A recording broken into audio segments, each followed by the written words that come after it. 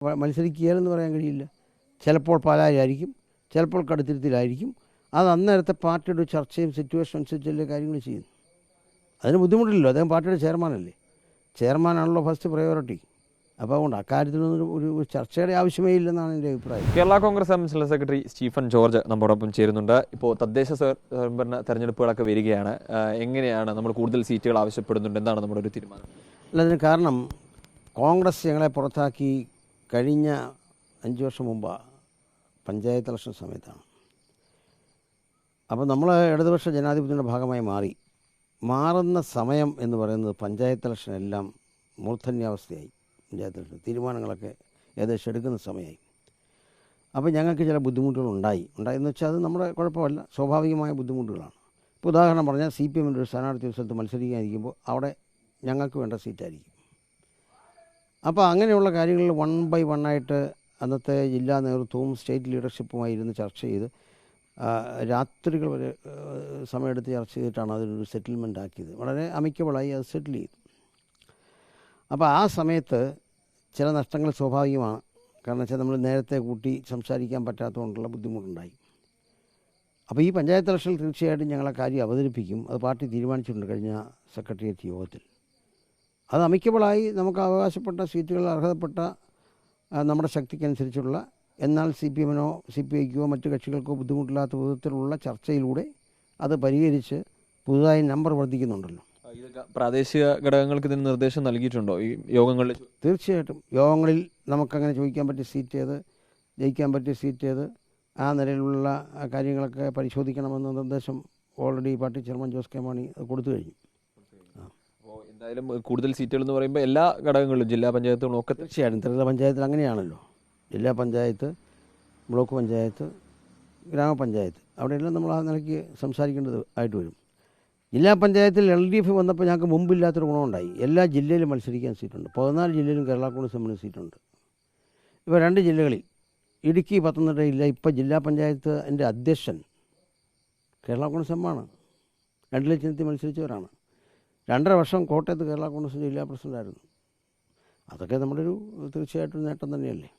ഇപ്പോൾ ഈ ഒരു തെരഞ്ഞെടുപ്പ് കഴിഞ്ഞാൽ, അത് 2 തെരഞ്ഞെടുപ്പുകൾ വളരെ അടുത്തടുത്ത് വരുന്നൊരു സംവിധാനമാണ്. അപ്പോൾ ഇത് കഴിഞ്ഞാൽ വരുന്ന നിയമസഭയാണ്. നിയമസഭാ തെരഞ്ഞെടുപ്പിൽ ഇത്തവണ സ്റ്റീഫൻ ജോർജ് മത്സരിക്കുന്നുണ്ടാവുമോ? അല്ല, അതിപ്പോൾ എനിക്കങ്ങനെ പറയാൻ കഴിയും. ആ ചോദ്യം ഒരു ഹൈപ്പോത്തറ്റിക്കൽ ക്വസ്റ്റ്യനാണ്. അത് പഞ്ചായത്ത് ഇലക്ഷൻ പോലും ആയില്ല. പഞ്ചായത്ത് ഇലക്ഷനാണ് ഇപ്പോൾ ശ്രദ്ധിക്കുന്നത്. അത് കഴിഞ്ഞതിന് ശേഷം പാർട്ടി ആരൊക്കെ മത്സരിക്കണം, ഏതൊക്കെ സീറ്റ് മത്സരിക്കണം എന്നൊക്കെ തീരുമാനിക്കും. അത് ഓരോ സാഹചര്യത്തിൽ ചർച്ച ചെയ്തല്ലേ തീരുമാനിക്കുന്നത്. അപ്പോൾ നമുക്ക് ഇന്നയാൾ ഇന്നടുത്ത് മത്സരിക്കുന്നൊന്നും ഒരു പാർട്ടിക്കും ഒരു കാലത്തും പറയാൻ കഴിയുന്ന കാര്യമല്ല. ചാനലുകളെല്ലാം ഇപ്പോൾ അസംബ്ലി ഇലക്ഷനെക്കുറിച്ചാണ് ചർച്ച. എന്തിനാണെന്ന് ഞങ്ങൾക്ക് ഇതുവരെ പിടിയിട്ടിട്ടില്ല. ആരോ ഇതിൻ്റെ പിന്നിൽ, ഈ വാർത്ത ഉണ്ടാക്കുന്നതിൻ്റെ പിന്നിലുണ്ട്. അതാരാന്ന് ഞങ്ങൾ പരിശോധിച്ച് വരിക. ഈ കടുത്തുരുത്തിയിലേക്ക് ജോസ് കെ മാണി മത്സരിക്കും, അങ്ങനെ സാധ്യതകളുണ്ടോ? അല്ല, അത് വരട്ടെ, അതിനൊന്നും സമയമായില്ലല്ലോ.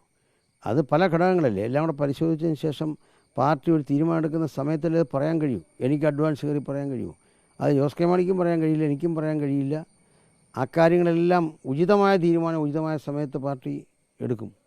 വേറെ സംശയമില്ല. പാലായിൽ തന്നെ മത്സരിക്കും എന്നും അങ്ങനെയൊന്നും നമുക്ക് കേട്ടത് പറയാൻ കഴിയില്ല. അല്ലല്ല, അങ്ങനെയും പറയാൻ കഴിയില്ല. മത്സരിക്കുകയെന്ന് പറയാൻ കഴിയില്ല. ചിലപ്പോൾ പാലായിലായിരിക്കും, ചിലപ്പോൾ കടുത്തുരുത്തിയിലായിരിക്കും. അത് അന്നേരത്തെ പാർട്ടിയുടെ ചർച്ചയും സിറ്റുവേഷൻ അനുസരിച്ചല്ലേ കാര്യങ്ങൾ ചെയ്യുന്നു. അതിന് ബുദ്ധിമുട്ടില്ലല്ലോ, അദ്ദേഹം പാർട്ടിയുടെ ചെയർമാനല്ലേ, ചെയർമാനാണല്ലോ ഫസ്റ്റ് പ്രയോറിറ്റി. അപ്പോൾ അതുകൊണ്ട് അക്കാര്യത്തിലൊന്നും ഒരു ചർച്ചയുടെ ആവശ്യമേ ഇല്ലെന്നാണ് എൻ്റെ അഭിപ്രായം. ഈ നിയമസഭാ തെരഞ്ഞെടുപ്പിൽ കൂടുതൽ സീറ്റുകൾ ചോദിക്കുന്നുണ്ടോ? അല്ല, അത് വരട്ടെ, അത് ഈ പഞ്ചായത്ത് ഇലക്ഷൻ കഴിയട്ടെ, അതിനുശേഷമല്ലേ നമുക്കതിലേക്ക് കിടക്കാൻ കഴിയൂ. LDF-ൽ തന്നെ ആയിരിക്കും എന്നുള്ള കാര്യം, അങ്ങനത്തെ ഉള്ളൊരു അഭ്യൂഹങ്ങളൊക്കെ വരുന്നത്. LDF-ൽ തന്നെ ഉറച്ചു നിൽക്കും എന്നുള്ളത് എന്താ സംശയമുള്ളത്? എത്രയോ പ്രാവശ്യം ജോസ് കെ മാണിയും ഞങ്ങളെല്ലാം ആവർത്തിച്ച് പറയുന്നു. അത് എന്തിനാണ്, ഏത് മേഖലയെന്നാണ് ഈ വാർത്ത ഉയർന്നു വരുന്നത് നമുക്ക് മനസ്സിലാവുന്നില്ല. കേരള കോൺഗ്രസിന് അണികളുള്ള പാർട്ടിയാണ്, കേരള കോൺഗ്രസിന് അടിത്തറയുള്ള പാർട്ടിയാണ്. അത് ഞാനിപ്പോഴും ഓർക്കുന്നു. LDF-ലേക്ക് വരുന്നതിന് മുമ്പായി ശ്രീ കോടിയേരി ബാലകൃഷ്ണൻ നടത്തിയ പ്രസ്താവന, അടിത്തറയുള്ള പാർട്ടി കേരള കോൺഗ്രസ് എമ്മാണെന്ന് അദ്ദേഹം ഞങ്ങൾ മുന്നണി വരുന്നതിന് മുമ്പ് പറയുകയുണ്ടായി. അത് കോൺഗ്രസും അക്കാര്യത്തിൽ ബോധ്യമുണ്ട്. അത് നമുക്ക് സന്തോഷമുണ്ട് അങ്ങനെ അംഗീകരിക്കുന്നതിൽ. അതുകൊണ്ടാണല്ലോ ഈ ചർച്ചയെല്ലാം ഉണ്ടാവുന്നത്. വരാൻ പറയുന്നത് അവിടെ ഒരു ശക്തി, അവർക്കത്ര ഒരു ആത്മവിശ്വാസം ഇല്ലാത്തതുകൊണ്ടായിരിക്കുമല്ലോ. അതുകൊണ്ടായിരിക്കുമല്ലോ. തീർച്ചയായിട്ടും നമ്മൾ അതിനെ അങ്ങനെയാണ് കാണുന്നത്. തെരഞ്ഞെടുപ്പിന് കേരള കോൺഗ്രസ് പൂർണ്ണമായി സജ്ജമായി കഴിഞ്ഞിരിക്കുന്നു. 100%. അത് എക്കാലത്തും കേരള കോൺഗ്രസ് തെരഞ്ഞെടുപ്പ് എന്ന് പറയുമ്പോൾ വളരെ ഞങ്ങൾ മാസങ്ങൾക്ക് മുമ്പ് ആരംഭിച്ചതല്ലേ. മുന്നൊരുക്കം എന്ന് പറഞ്ഞ് ജില്ലകൾ മുതൽ എല്ലാ ജില്ലകളും താഴെ മണ്ഡലങ്ങളിലെല്ലാം കൺവെൻഷൻ നടന്നു കഴിഞ്ഞല്ലോ. കോട്ടയം ജില്ലയിലൊക്കെ എല്ലാ മണ്ഡലത്തിലും ജോസ് കെ മാണി പോയി, ഞങ്ങളെല്ലാം പോയി കൺവെൻഷൻ നടത്തി. അതിന് മുന്നൊരുക്കം എന്ന് പേരിട്ടൊരു പരിപാടി ഞങ്ങൾ സംഘടിപ്പിച്ചു. പരമാവധി സീറ്റുകൾ പഞ്ചായത്ത് ഇലക്ഷനിൽ ജയിപ്പിച്ചെടുക്കാനുള്ള ശ്രമം കേരള കോൺഗ്രസ് നടത്തും, തീർച്ചയായിട്ടും നടത്തും. അതുതന്നെയാണ്.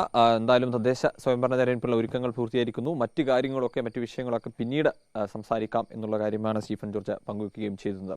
അനന്തുവിനൊപ്പം റിപ്പോർട്ടർ അഖിൽ, റിപ്പോർട്ടർ കോട്ടയം.